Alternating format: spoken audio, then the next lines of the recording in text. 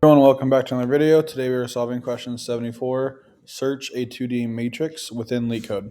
So let's go ahead and learn and code together. In this question, we are given a 2D matrix and a target, and our goal is to return true if the target is in the matrix and false otherwise. So let's go ahead and get into the code. So what we could do is we could go through each row and then through each element of each row and see if we see the target, and if not, return false.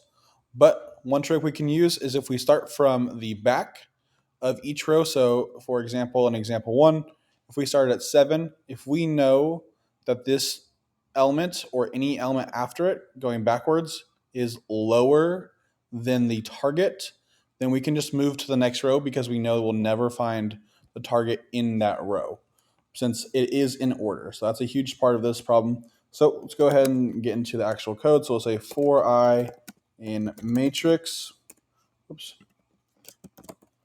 and then for j in the range of the length of I minus 1. And we're going to go until we hit -1, and then we're going to decrease by one element each time. So this is going to be len. All right. So now simply we just need to say, hey, is the value that we're on less than the target? So we'll say if ij is less than the target, we are going to just break the loop, which will take us to the next row. And then we'll say else if ij is equal to the target, we'll just return true.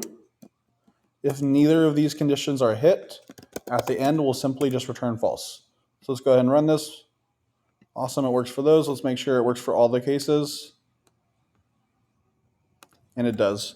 Awesome. So that is my solution to question 74, search a 2D matrix in LeetCode. If you guys like my solution or learned anything at all, go ahead and leave a like, comment, and subscribe. I appreciate all the support, and it really does help the channel out a ton.